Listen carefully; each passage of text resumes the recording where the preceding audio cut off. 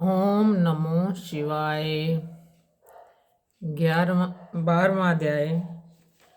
कल आपने 11वें अध्याय में सुना कि कंचन मालिनी ने अपनी 3 दिन माघ मास का स्नान पुण्य प्राप्त करके राक्षस को प्रदान कर दिया, जिससे उसकी पापों से मुक्ति हो गई। अब शस्त्रा अर्जुन ने प्रश्न किया है कि कंचन मालिनी कौन थी और वह राक्षस कौन था।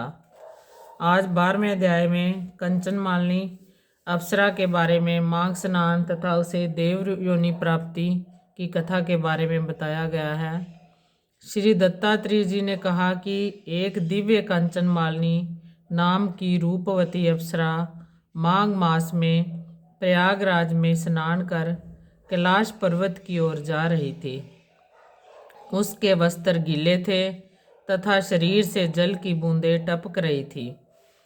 राह में एक गुफा में विशाल कायाधारी भयानक राक्षस ने रूपवती सुंदरी को देखा तो उसके हृदय में पाप विचार उठने लगे। वह कंचन मालिनी की ओर कपट प्रवृत्ति के साथ अग्रसर हुआ। अचानक जल की एक बूंद राक्षस के ऊपर गिर पड़ी। बूंद गिरते ही पाप आत्मा राक्षस का हृदय परिवर्तन हो गया। पापी हृदय राक्षस कांचन मालिनी के चरणों पर गिर पड़ा और बोला कि हे देवी, मुझे क्षमा करो, मैं महापापी हूँ। जो मेरे हृदय में आपके प्रति बुरे विचार उभरे, आप मुझे क्षमा करो तथा अपना परिचय भी दो। कंचन मालिनी अपना परिचय देती हुई बोली, मैं प्रयागराज में संगम में माघ मास का अति पवित्र स्नान करके आ रही हूँ।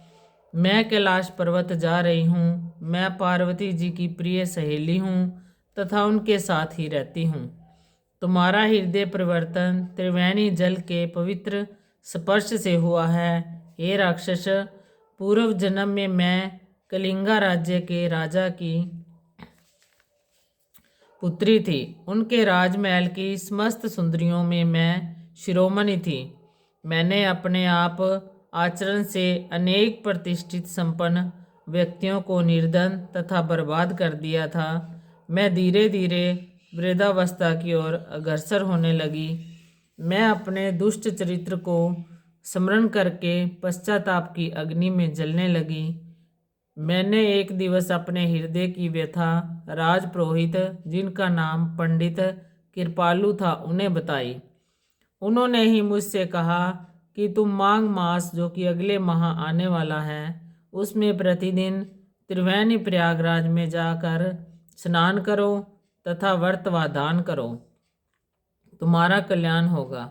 मैंने उनके कथा अनुसार स्नान, ध्यान व दान दिया तथा सदगति को प्राप्त हुई। इति माघ मास महात्म कथा। बोल माघ महात्म की जय। कर्पूर घोरम करुणावतारम संसार सागरम भुजगेन्द्रहारम सदा वसंतम हृदयारविंदे भवानी सहितम नमामि।